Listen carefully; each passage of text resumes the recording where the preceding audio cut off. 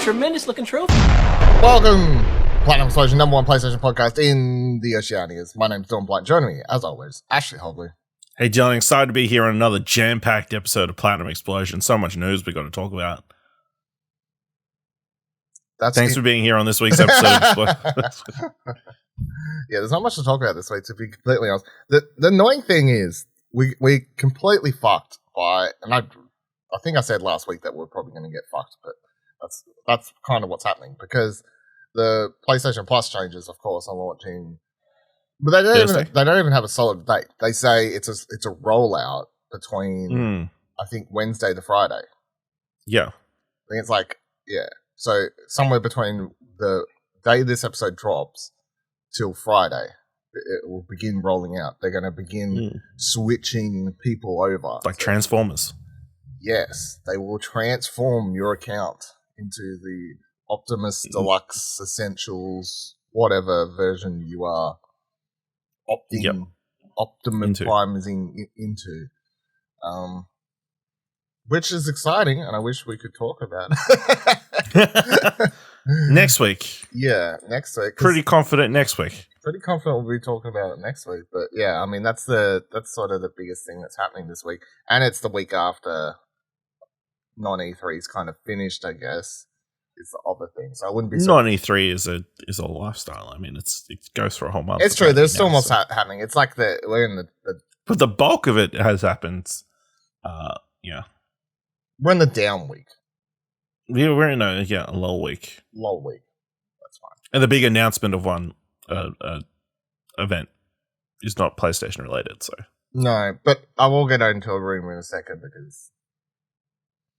it's always fun. Also, if you came to this week's Platinum Explosion expecting us to talk about the Final Fantasy VII Rebirth news, check out this week's Arcade Couch, where we talk about it there. I didn't want to save it. I mean, they didn't announce it's PlayStation exclusive. But it is PlayStation exclusive. I mean, yeah. And it isn't surprising, really, when you think about pretty much every mainstream Final Fantasy recently has been PlayStation exclusive. Well, the funniest thing is, Crisis Core Reunion is on everything. Yes. So it's like, get hyped about Final Fantasy VII, but if you want to play the remake, you got to play it on PlayStation or PC, I guess. Or PC, yeah. Forget about the PC, but yeah, or PC. So I guess. So yeah, we did go over that, so that's something. Just quickly, again, I just want to run down in case people keep forgetting the information. This is what, if you're listening to this Wednesday morning and you're trying to decide what you want to, if you want to upgrade, if you want to do it, this is what you're going to, so your account will get moved over without you doing anything. PlayStation Plus will move or PlayStation will move your account to PlayStation Plus Essential. That is going to be the name of the basic PlayStation Plus account. Now, I know you may be like, Dylan, you've been over this 10 times. We've also been over how confusing this is 10 times. So I just want to to try and help some people. PlayStation Plus Essential, that will happen. You don't need to do anything. That is your regular PlayStation Plus. You get 2 free games a month, etc., etc., etc. Cloud storage, blah, blah, blah. Online play. So that's your regular... The money that's going to cost isn't going to change. That's going to cost you $79.95 a year. I'm just going to go off the 12-month cost. I'm not going to read all the... because that's the one most people use, surely. $79.95 a year. That's what you're paying now. That's what you're going to continue to pay. PlayStation Plus Extra. So the extra part of this gets you access to a catalog of over 400 PS4 and PS5 games, including some PlayStation first-party titles like Ghost of Tsushima, and then there's some other stuff in there that, like Marvel's Guardians of the Galaxy, which is, I'm like, sort of like, hey, I might be able to try that game now if I want to, and other stuff like that. And then the big asterisk on this one is this is the tier where you may get some extra stuff, because Stray, when it launches, is going to be free for those in PlayStation Plus Extra tier. So we don't know if Stray's a precedent being set, but I'm going to say it probably is. I'm going to say that this may be a tier where you're going to get that little bit of extra partnership, especially when it comes to indie games like Stray. You're probably going to get that in the extra tier. Category, yeah. So that one's going to cost you $134.95 a year, 12 months extra. So what's that extra? 55 bucks roughly. 55 bucks a year. Yes, it's a bit of a jump. It's a bit of a jump. Extra 55 bucks. Look, to boil it, I mean, you only need to play a couple games though to get maybe that 55 bucks. So like Stray's probably. I mean, really, when you're paying $55 for this entire catalog subscription. Yeah. Because you're already paying the 79 whatever. You're already paying 80 bucks for multiplayer plus your free games. Yeah. So you're paying an extra 55 for the catalog of 400 games that will presumably grow and change, as well as stuff like Stray, which if you're going to play a lot plus of these potentially indies, new release indie games. Yes. If you're going to play those games like Stray, I think this will pay for itself in that 12 months. Like Stray's probably going to be like 30 bucks or something anyway. So at that stage, you're only 25 bucks off paying for the subscription. Kind of. I mean, I know people don't like talking about it like this way sometimes, where it's like, oh, that doesn't not really how it works out because you don't own the game. I understand, but anyway. And then PlayStation Plus Deluxe. So this is the tier that we have made up for us because we don't have the what do they actually call the third tier in America? Premium, I think. Premium. Yeah, premium. So we don't have premium because we don't get PlayStation. Because we got shit internet. Yes, we don't get streaming for PlayStation 3 games. So we've got PlayStation Plus Deluxe, which gives you access to a catalog of PS1, PSP, and PS2 games, which will presumably grow and change over time. This at first wasn't super exciting. Now, games like Ape Escape, Siphon Filter, and some other stuff I forgot have trophies. So there is now a precedent being set for some of these PS1 games to have trophies. Some of these PS2 games already have trophies. That was already a thing when I started at those PlayStation Store a couple of years back. You also get access to game trials for things like Horizon Forbidden West and some of the shit I've already forgot as well. But you will also get access to these game trials. Tiny Tina's Wonderlands. There you go. All that sort of stuff, game trials. So the price difference there is you're now paying $154.95 Australian a year for a 12-month subscription. So it is more than double, or no, it's a little bit short of double, sorry. A little bit less. Yes. It's $5 short, less than it's basically double the PlayStation Plus Essential tier, and it is an extra, 20 bucks. 20 bucks on top. It's only a little bit more than extra, but it is a massive jump between Essentials and Deluxe for what you're paying for there. This tier is for those. I doubt anyone's going to move for this for the game trials. You're moving to this tier because you want access to those PS1, PSP, PS2 games. That's why you're going to this tier. If none of that interests you, extra is probably going to be your go for that. $55 gets you access to that library. So everyone will get moved to Essential automatically. You don't need to do anything. However, from there, figuring out how to get to Extra and Deluxe and how the amount of years subscription for PlayStation Plus you currently had on your profile will let you transfer into Deluxe or Extra. That is the part we've been discussing off and on and how confusing it's going to be. And I'm sure we'll dig into that and how our experiences were on next week's episode of the show, because I'm keen to see if my several years just get eaten into the PlayStation ethos or whatever. So, but I'm going to be playing Siphon Field at some point this week. That's all I know. Maybe the first thing I jump into. I don't know. We'll see how. Let's get into a rumor. Because, yeah, as we're saying, there's not much news this week, but there is a rumor. Because there's always fucking rumors. But this one has a little bit of tidbit. So, DualShockers writes, PlayStation gearing up for God of War Ragnarok State of Play next week. Report. The last State of Play was held right before Summer Games Fest, making the onset of the E3 season, which is awaited by fans across the globe. When it comes to the event itself, it managed to garner quite a polarized response from the community. While a part of the fan base considered it one of the best states of play ever, others believed it was lacking on multiple fronts. Some believed that there was too much emphasis on VR, while the main reason remained to be the absence of God of War Ragnarok. According to Tom Henderson, who's quite a reliable leaker in the gaming industry, we could be getting a new state of play next week. There are multiple reasons cited for the same. The most pivotal of them being the fact that Bloomberg has reported that God of War Ragnarok will be getting a release date this month. Considering the scale of the game and the hype around it, if it is indeed true, which is very much possible considering how accurate Bloomberg reports have been, then we're getting a state of play before the end of the month in all probability. So his tweet says, evidence of a state of play next week. Gran Turismo producer says an update on the game is coming next week. Apparently this is a substantial update to Gran Turismo. Jason Schreier over at Bloomberg has said that God of War release date is coming this month. We have a week left in the month. And Sony is apparently set to reveal some hardware. This is to do with the leaked rumors of a Pro Controller, which I'll get to in a moment as well. So they're the three things. What do you reckon, Ash? State of play next week? Too soon? No? Yeah, sure. I don't think it's crazy to think there would be a state of play or potentially a showcase in the next week or two. I think probably, I don't know if next week it'll definitely be the case. But yeah, it's definitely a possibility. I don't think they're in any rush to release a release date. They really don't need to have this massive lead in, I don't think.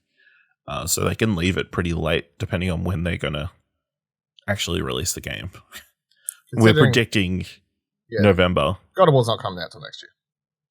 It's going to be this year. We got the shot of, Corey doing something on his PlayStation. Yeah, I saw that. What it was, his tweet was just a picture of a controller. I was like, playing something exciting right now, or some shit like that. Yeah, playing God of War Ragnarok, practicing a level so he can play it live on stage in this pre-recorded session. Would he be unlikely to be in front of the live stage? I don't know if he would be playing. He's not the director or anything. So. I mean, just because he's the kind of the face of the company at the moment. Yeah, no, that's the interesting thing with this game. I feel like he's the face, right? But a lot of people, how many people do I reckon still think he's the one that's doing the game and don't realize it's so many. Yeah, probably all. Well, I assume he's probably heavily involved in story and that kind of stuff, I would imagine. I presume he has his input, but he's not like a writer, he's not a narrative designer, he's not a director, I think he's probably just he's just a studio position, he's not, I don't think he's creatively involved at all with the project. You trying to double check me? Yeah, call me on that. No, I was just wondering who wrote God of War. Do you know what I mean? What, the first one? Yeah. Or this one? The first one. Yeah, Corey was one of the three writers. Yeah, I don't think he's writing this one, though. Did it say the writer? No, it's just got Matt Sophos. Who was one of the three writers on the original one. Yeah. So whether or not there's someone else with him or it's just him, TBD. Yeah. But he's producer. Producer makes sense. But producer in the game is why are you 2 weeks behind on this fucking asset over here? Get your shit together. You know what I mean? That's like yeah. But I mean, Neill Druckmann had nothing to do with any of the projects they talked, or barely anything to do with all the projects he showed up for Summer Games Fest. So true. That's true. But I mean, it was a remake. It wasn't like a creatively new thing. He's the You could have had the game director though. That's all I'm saying. True. They could. But they had Neill Druckmann, the face of Naughty Dog. Yeah. This state of play stuff all adds up to me. I feel like God of War is definitely going to get its release date revealed in a state of play. If Jason Schreier is saying it's happening this month, well, yeah, it's literally 1 week left of the month. Unless they announce it randomly for this week, they've got until our Friday's the first for us, but for America, so move forward a day. So they could it could be Friday for us. It could be our Friday next week. Yeah, exactly. So if they want to, if Jason Schreier wants to be right and not get it happen, it happens on the. Which is crazy because apparently the Nintendo Direct is meant to be that week as well. So yeah, I don't know. Based on rumors. Yeah, so Nintendo has a Direct happening this week for one of their games, and then there's rumor that they'll do a normal Direct next week. I don't know. But the thing is, we could talk about all this, and it's only literally between recording and posting tomorrow morning. It's like, direct state of play happening Thursday. Like, they don't have, like, major lead-ins, but, yeah, so, I mean, cool. I don't know about this Gran Turismo big news. I don't know. The only reason we fixed it. The only reason big Gran Turismo news would be in the state of play is if, I guess, Sony's still trying to push that game. But, like, there's a level of me that's like, that's not really state of play worthy. That's I think it is. You reckon it is? Do you reckon? If they're adding new features or, like, when I make an announcement about some sort of special tournament they're doing, or... I'll say it depends. If it's a tournament or something, I'm going to say no. If it's like a major, it depends. I think we'll have to wait and see what it is. And guess what? You can buy more cars. Yeah, for more money. Yeah.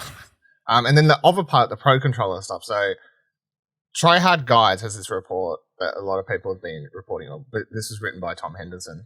Official PlayStation 5 controllers coming soon, hardware details. Right, Sony is working on a genuine professional controller for PlayStation 5, and the company will reveal new hardware in the coming weeks, sources have claimed.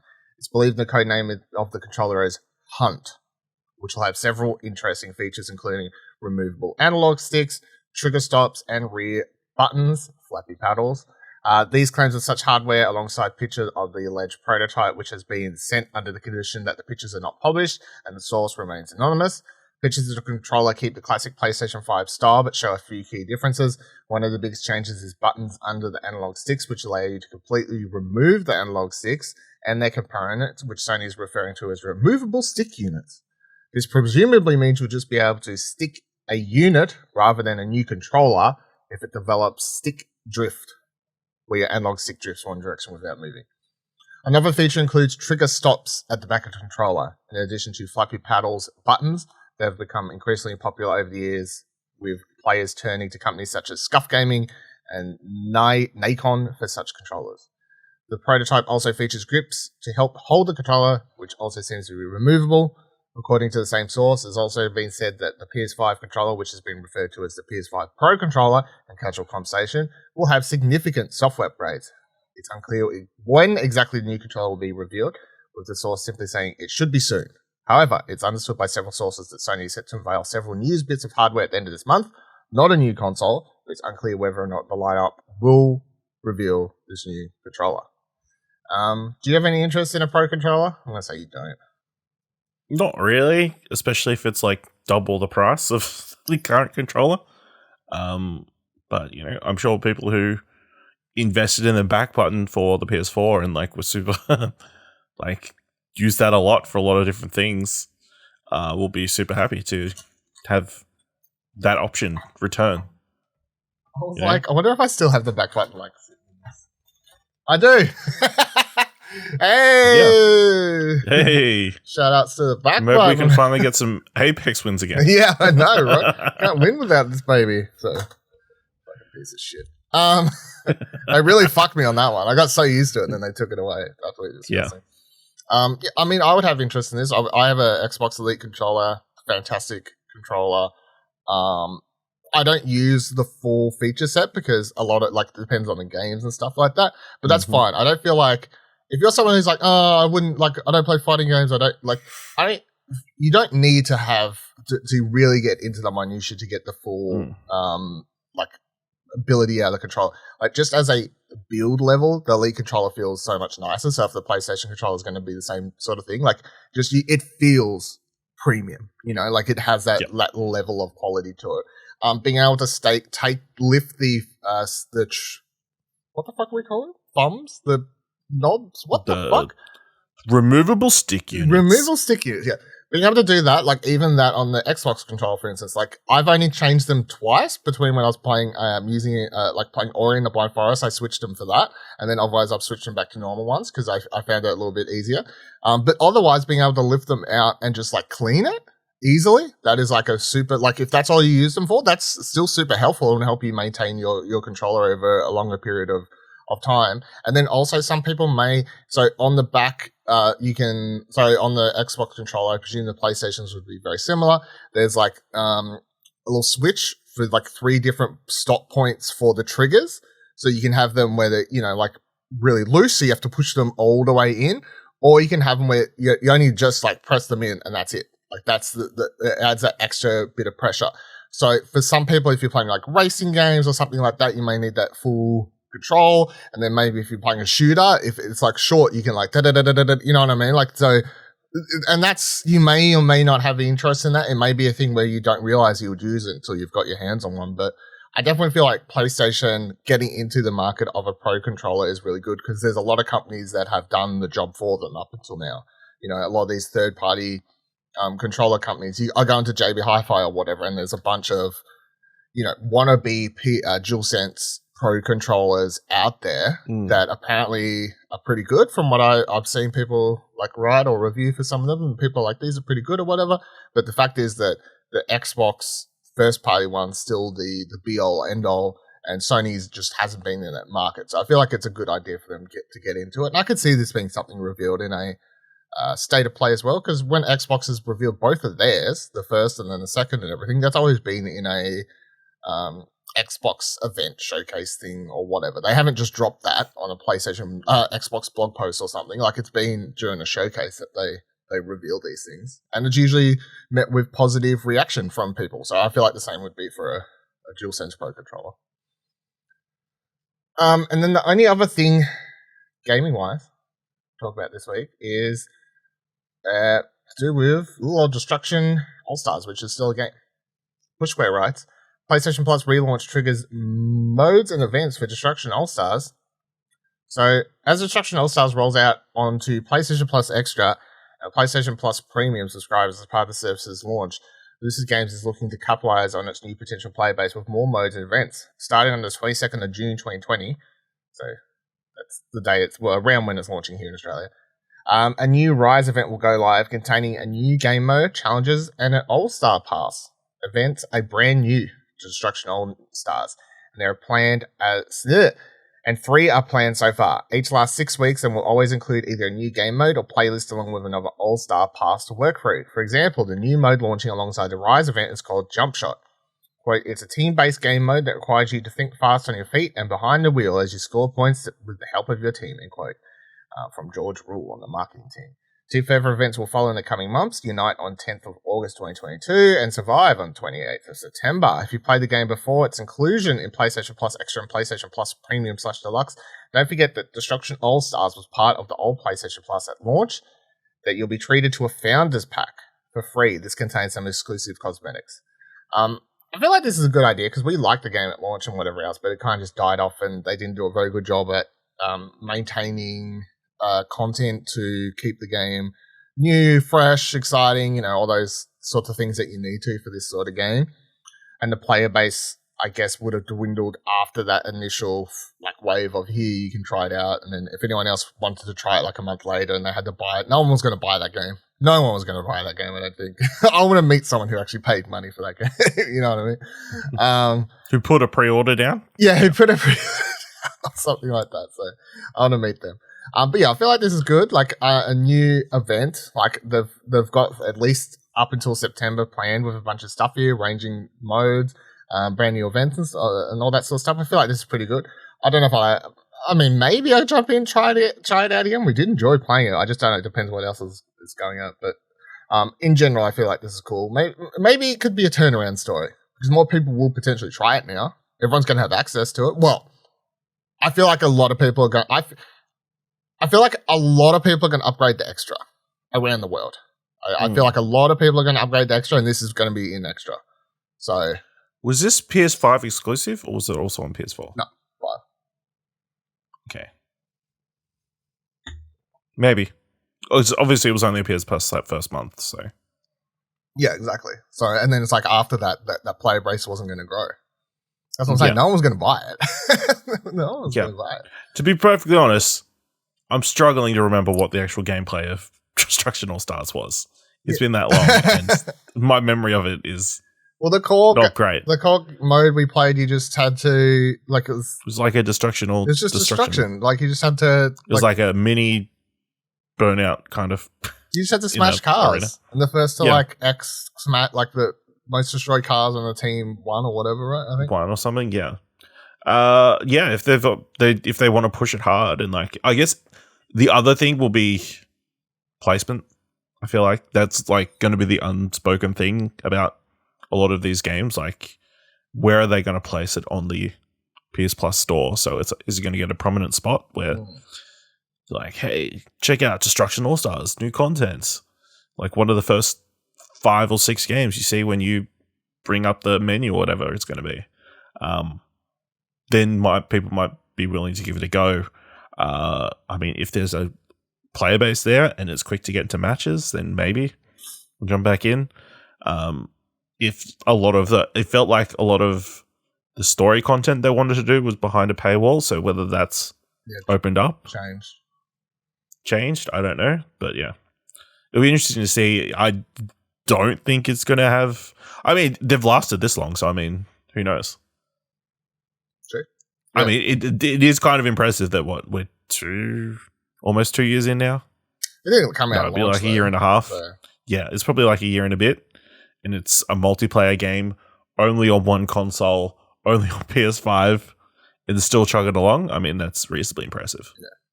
Considering, some of these games drop on PC and they're like dead within a month. Yeah.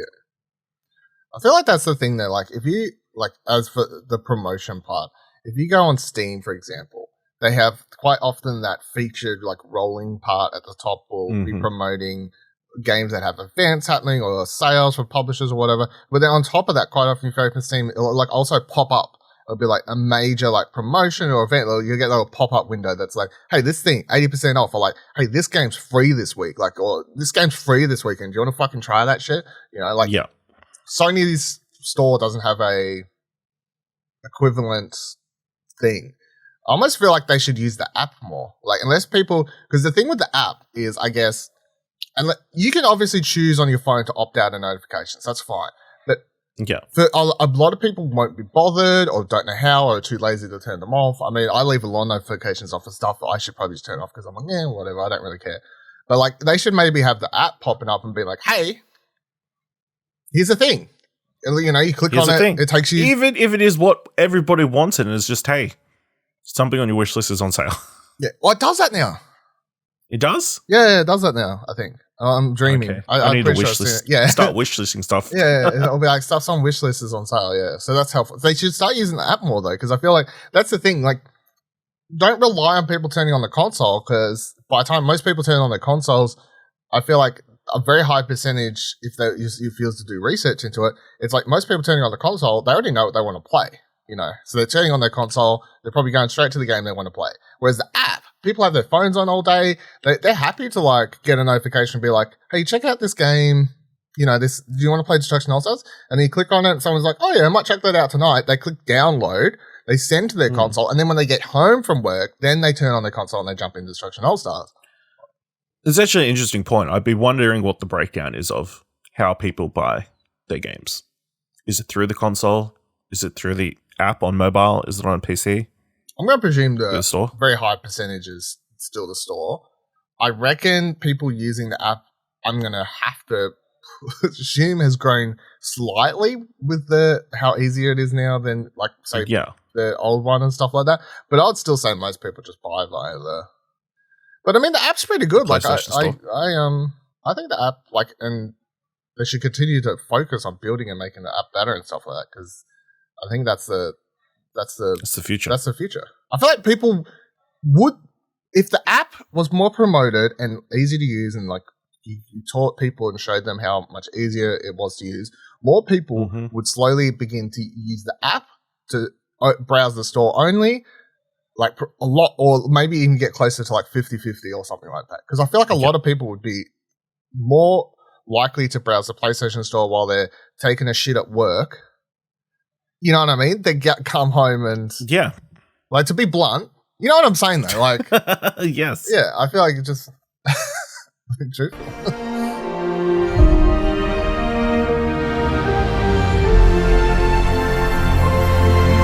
Alright, let's get into some PlayStation Productions news. Got one little tidbit, weird one. Pushka, Neill Blomkamp's Gran Turismo movie speeds to cinemas on the 11th of August, 2023. So I just want to start, before we even dig into more of this, the fact that we talked about this a couple weeks ago, whatever it was, and was like, man, I can't believe this is a movie. And now it's like, here's a release date. I'm like, what the fuck is going on? And then we get into the synopsis, and that's the only thing. Sony's previously announced Gran Turismo movie adaptation with District 9's Neill Blomkamp in the directorial chair will speed to cinemas on the 11th of August 2023. The flick, which was said to be in early production last month, has been penned by Jason Hall and will be based upon a true story. No casting announcements have been made. Quote, the film is the ultimate wish fulfillment tale of a teenage Gran Turismo player whose gaming skill won a series of Nissan competitions to become an actual professional race driver. End quote, Deadline reports. It's not clear which of the GT Academy alumni this will be based on, but there are a handful of candidates, including Lucas Ordonez and Gian Mardobono. Sony tried to get a movie based off Ordonez off the ground about a decade ago, but never materialized. Of note, though, filmmaker Dana Brutendi was involved in the original pitch and will serve as a producer on this new film, alongside Doug Belgrade and PlayStation Productions' Assad Quizbash and Carter Swan. This is not what we were expecting at all. When we talked about any and all ideas, I think when we was talking about pitches for this thing, this is not what we had at all. So the one that they're presuming the film will be based on, where is it?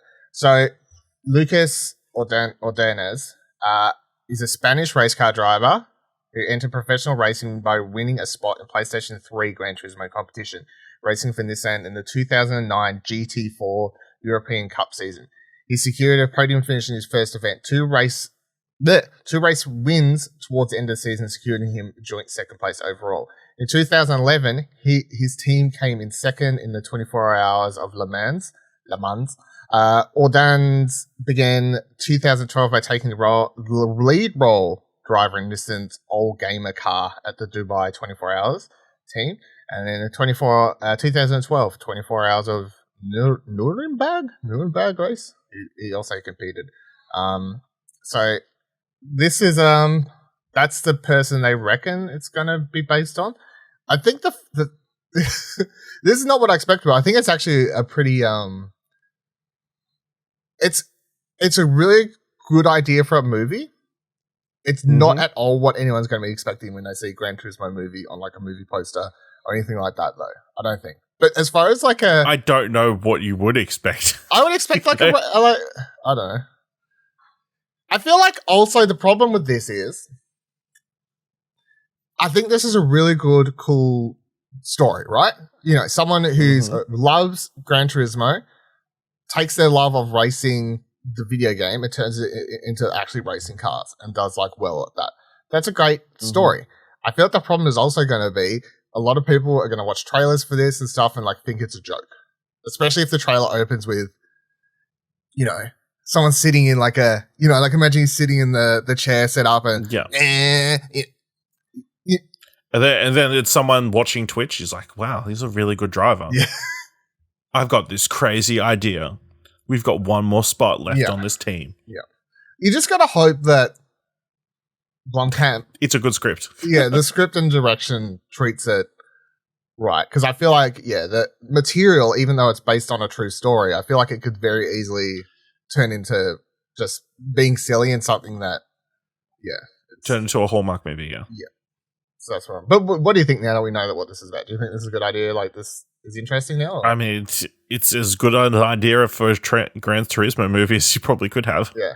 I mean, it utilizes the name brand in some way that makes sense.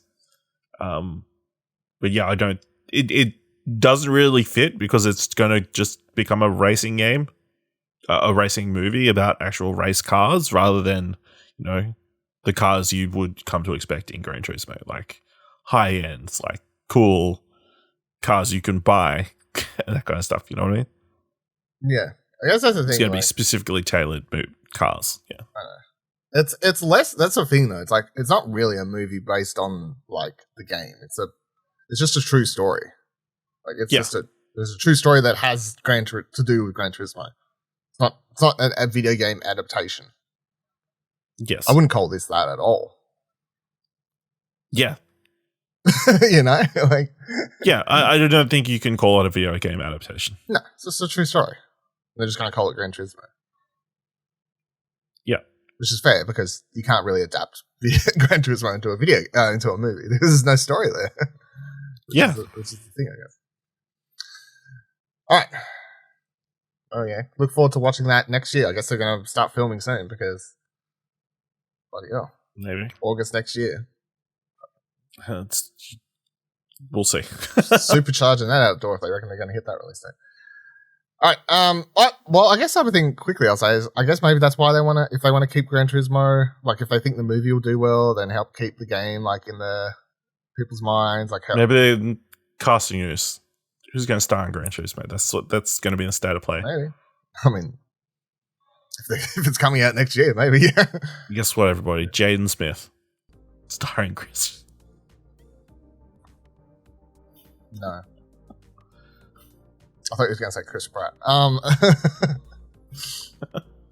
Let us know comments, questions, concerns you have about this week's episode. Who you think will be cast as what the fuck is his last name? I already forgot. Sorry. Whatever his name is. That dude. In the movie by tweeting at us, joining our Discord, explosionnetwork.com/Twitter, explosionnetwork.com/Discord. Tell me off for not being a massive racing superfan that knows all these people's names. I'm sorry. If you like this episode and thought it was worth $1, head on over to explosionnetwork.com/support. The donate as little as $1. And until next week, where we'll be talking about the PlayStation Plus changes and all that sort of stuff. Maybe a state of play. Remember, every trophy counts.